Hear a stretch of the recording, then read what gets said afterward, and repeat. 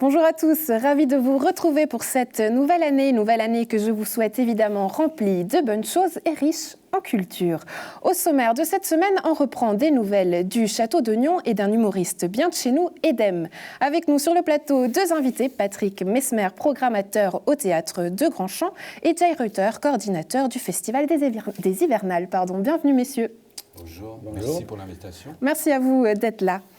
Sans plus attendre, on se dirige du côté de la ville de Nion pour pousser les portes du château, et ce même si elles sont et resteront fermées quelques jours en raison de travaux. Privilège puisque nous avons pu y entrer et bien sûr, on vous y emmène avec nous. Rénovation au château de Nion. Du 10 au 15 janvier, le musée garde ses portes fermées pour se refaire une beauté. Ces travaux, ils sont chapeautés par le service architecture et bâtiment de la ville de Nion, qui collabore évidemment avec le Château de Nion, le conservateur du Château de Nion. Donc c'est ensemble qu'on a réfléchi à la nature de ces travaux, au planning, à comment faire les choses, quand les faire, etc. Construit au XIIe siècle, le château de Nion avait fait l'objet d'importants travaux en 2006 pour mettre en valeur ses porcelaines.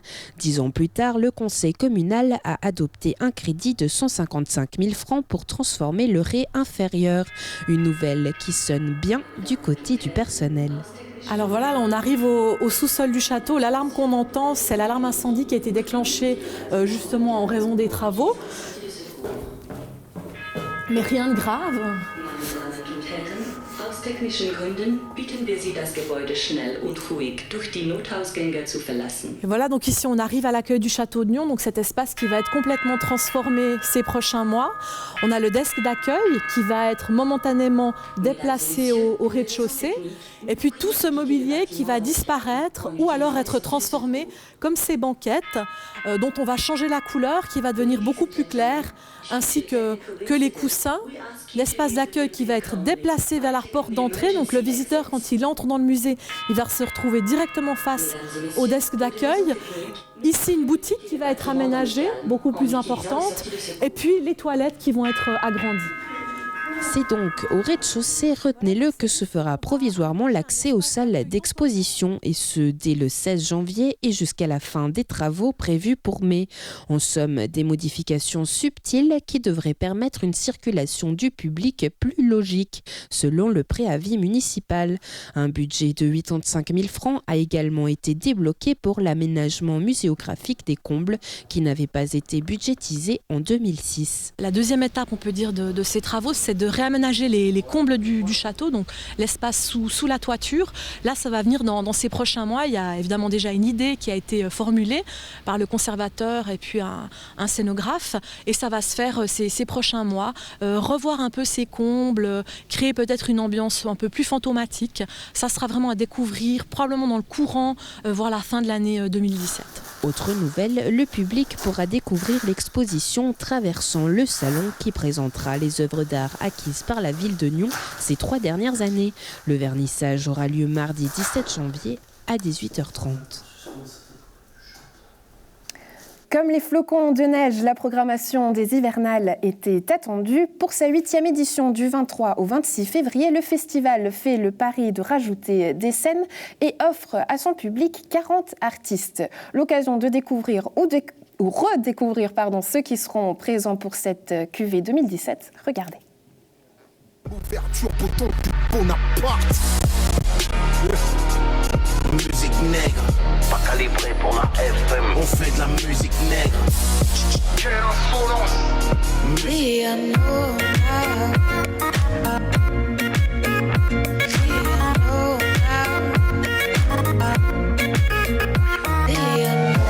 I wonder how we'll make it from sunset to the sunrise.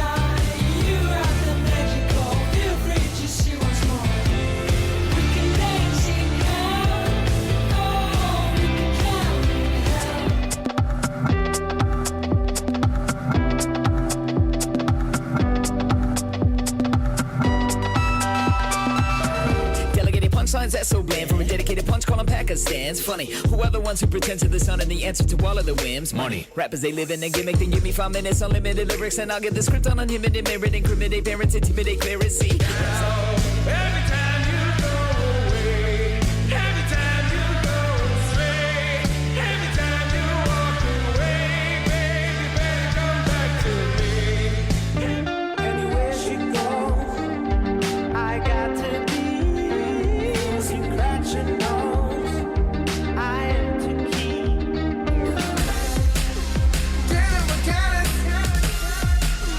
Dylan McCannis, Dylan McCannis.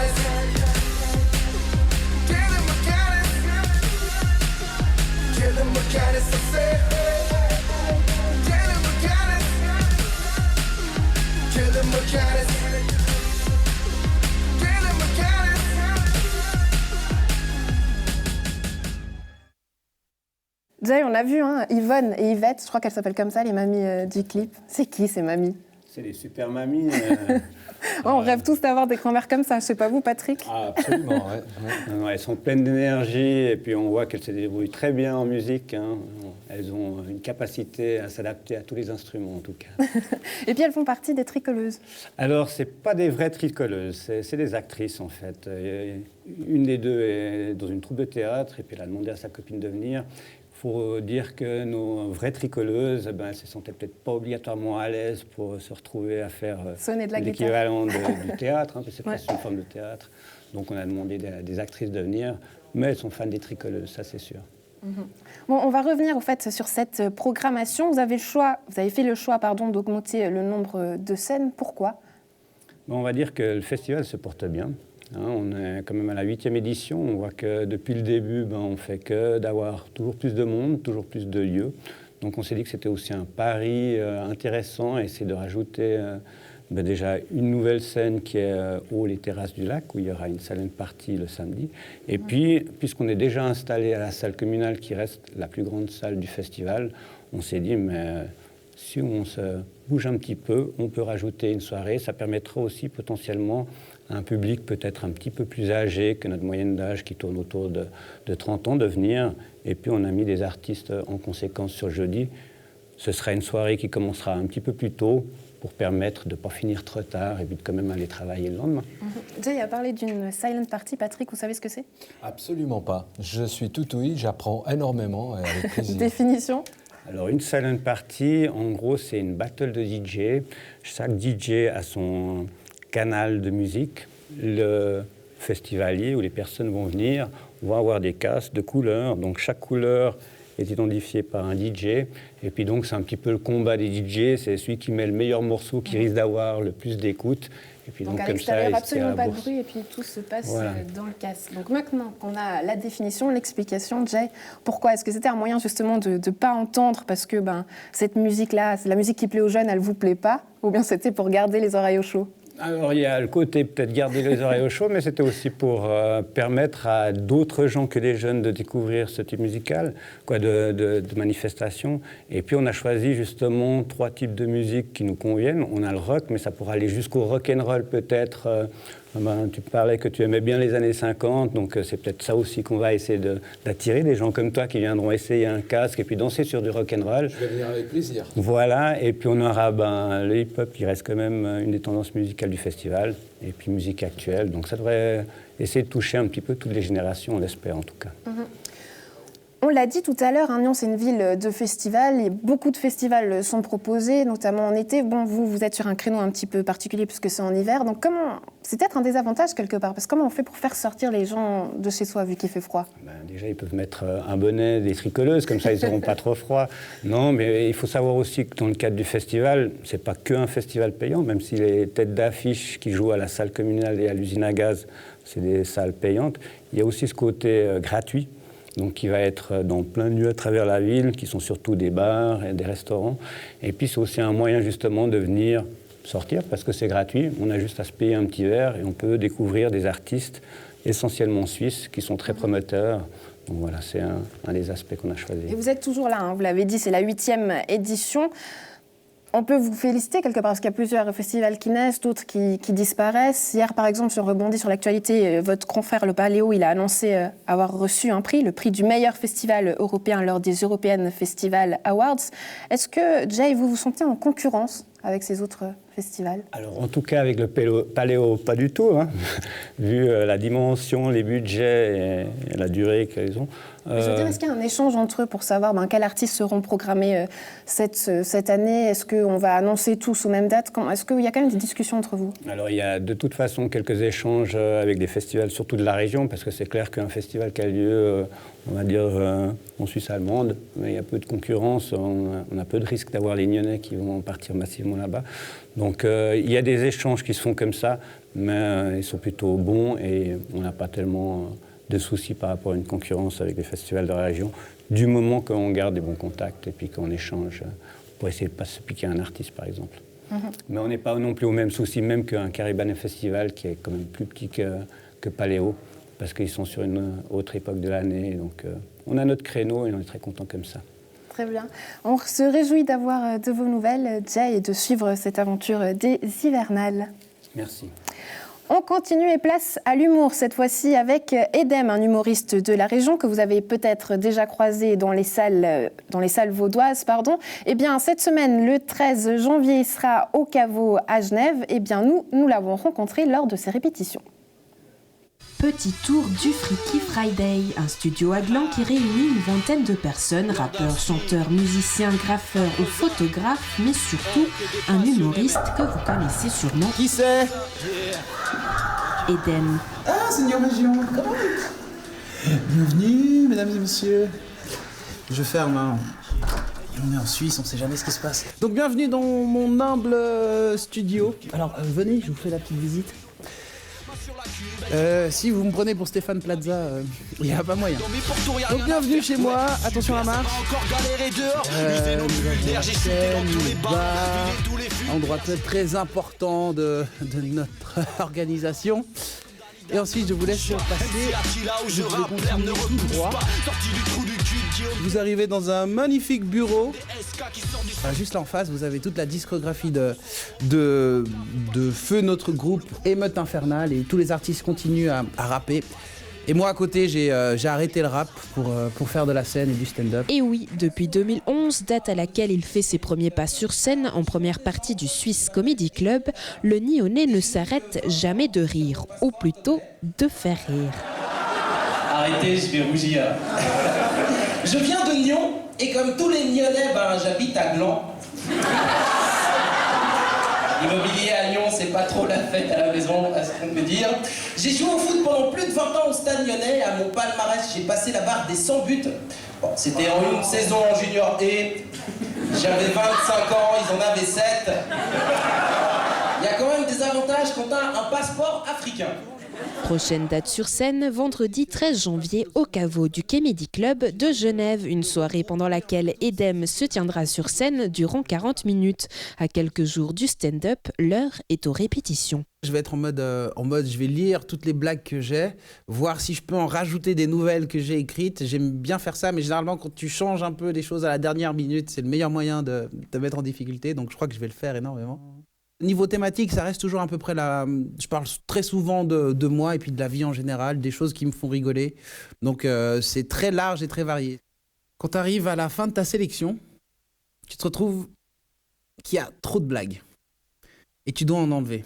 Et c'est ce qui est un petit peu plus dur, parce qu'au final, comme j'ai tout écrit et que je les aime bien, c'est trop dur de... Tu vois, c'est comme s'il fallait choisir entre ses enfants. Je sais que certains le font à la maison, que certains ont des enfants préférés. Libre à vous de le faire. Moi, je sais que j'étais l'enfant préféré de mes parents. Donc, je vous jetterai pas la pierre. Mais effectivement, c'est ce qui est le plus dur. Donc, souvent, je pense que j'ai besoin de tout faire à voix haute et de me dire quelle est peut-être la partie qui marche le mieux ou qui marcherait le moins bien, et puis de l'enlever. Ça parlera pas mal d'intégration également. Très certainement de musique, comme vous l'avez vu, j'ai fait du rap et le rap m'accompagne toujours, et j'aimerais vraiment le ramener encore plus sur scène. Donc je dirais musique, intégration et forcément de l'amour. Selon moi, un humoriste doit divertir, faire rire, faire réfléchir également sur certains sujets, Et s'il le peut, amener ses idées politiques, amener une certaine réflexion sur le monde, pointer les dysfonctionnements. Et je pense que c'est surtout grâce à cet apport qu'on peut arriver à faire tomber les choses et très certainement faire tomber ces barrières pour rapprocher les êtres entre eux. Et une fois, j'ai regardé un match de curling, je me suis réveillé et je me suis endormi. Et j'ai fait un rêve. Et dans ce rêve, j'étais le premier conseiller fédéral noir. C'est pas une blague. Et je m'adressais au peuple helvétique et je leur ai dit « Ich habe einen Traum. I have a dream. » C'est qu'avec tous les Portugais qu'il y a en Suisse, la Suisse devait être toujours numéro 1 en curling. Quand j'ai une idée, je l'écris. Ensuite, je reviens dessus, puis j'essaye de me mettre à la place du public et de me dire, ok, cette idée, comment est-ce que je pourrais, qu'est-ce qui me ferait rire si j'étais dans le public.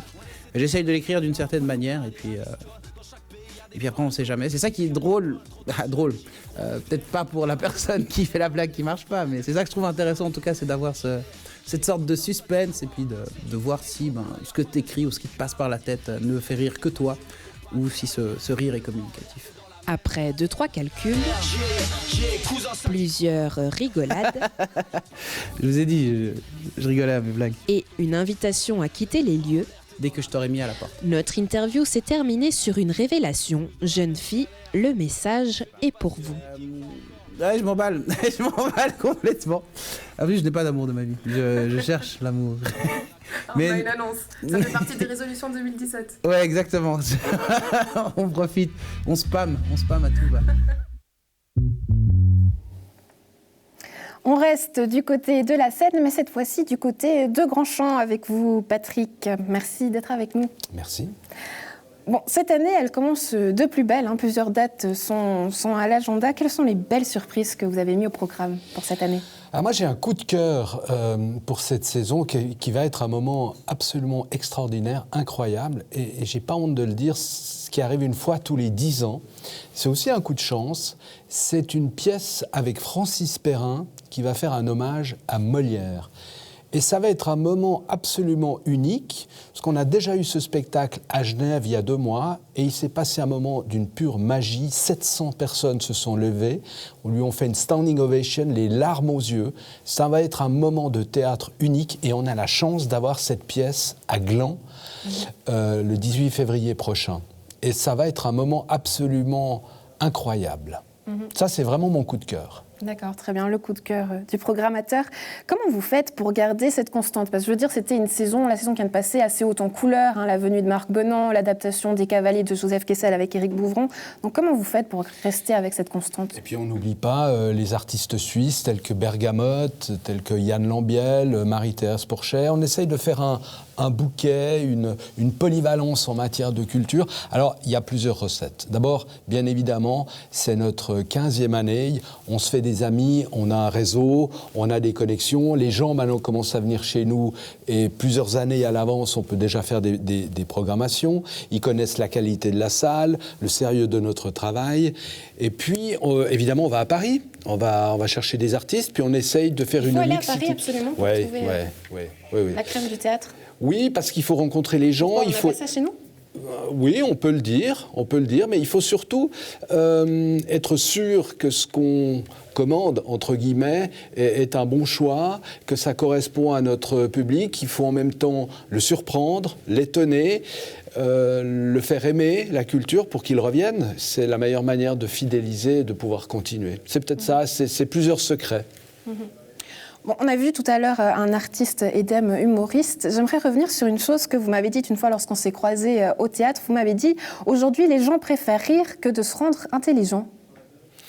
Qu'est-ce que ça signifie ? Alors c'est une tendance qu'on remarque aujourd'hui. La situation est la suivante, c'est que, il faut le dire, il y a énormément de spectacles, il y a même probablement trop de spectacles. La télévision a pris une ampleur très importante en matière de culture, ce qui fait que les gens font des choix. Les gens sortent moins en matière de culture et en matière de théâtre, et quand ils font des choix, Ils n'ont pas envie de se prendre la tête, ils ont envie de se faire plaisir, ils ont envie de rire, ils ont envie de passer un beau moment. Et puis, c'est vrai que les artistes suisses aujourd'hui, Marie-Thérèse Porchet, Yann Lambiel et plein d'autres font qu'on a une palette d'artistes humoristes et les gens se sentent peut-être plus proches finalement de ces artistes et c'est pour ça qu'ils ont énormément de succès. C'est vrai que dans le canton de Vaud, on a une chance folle en matière d'artistes. Il y a une quantité, il y a pléthore. Et c'est magnifique. Vous avez parlé des liens d'amitié tout à l'heure. C'est quelque chose que je trouve d'assez rigolo avec vous, c'est que vous entretenez en fait un lien intime avec les artistes. Mais pourquoi ? Est-ce que ça ne serait pas plutôt une forme de vanité de s'afficher avec les grosses têtes ? J'entretiens un lien intime sur le plan culturel. J'espère bien, cela vous appartient, de savoir ce que vous faites. Oui, on aime les artistes, on les reçoit bien, ils nous le rendent bien. C'est vrai qu'il y a une dimension supplémentaire. On n'est pas comme un théâtre subventionné où c'est un peu du boulot, du business, une tradition. Non, nous, chaque venue d'artiste est une nouvelle histoire. Et c'est chaque fois des moments fabuleux et des moments de grande convivialité. On essaye de donner une véritable dimension, puis un souvenir qu'il leur reste. Et c'est pour ça qu'ils nous sont fidèles et qu'ils reviennent. Patrick Messmer, merci d'avoir été avec nous. Peut-être une date très proche pour cette fin de semaine. Qu'est-ce que vous proposez ? Yann Lambiel, 27 et 28 janvier, mais je crois qu'on est quasi complet. Mais venez sur le Francis Perrin de Molière parce que ça va être un moment absolument incroyable. C'est noté. Et puis concernant les hivernales, où est-ce qu'on peut retrouver toutes les infos, Jay ? Alors c'est sur www.leshivernalesenamot.ch. Très bien, merci d'avoir été avec nous, messieurs. Merci. À la maison, sortez vos agendas, puisque ce week-end, musique avec 3 concerts au Temple de Copé, du 13 au 15 janvier. Laissez-vous bercer par le traverso, le violon ou la guitare. Théâtre avec numéro complémentaire, une comédie de boulevard à découvrir au Théâtre de Terre Sainte le 13 janvier. Enfin, avis aux cinéphiles, puisque sachez que Vision du Réel recherche des bénévoles, du staff, des auxiliaires, mais aussi des logeurs. Toutes les informations sur www.visiondureel.ch. Quant à moi, je me réjouis de vous retrouver dès la semaine prochaine pour de nouvelles aventures culturelles. D'ici là, portez-vous bien.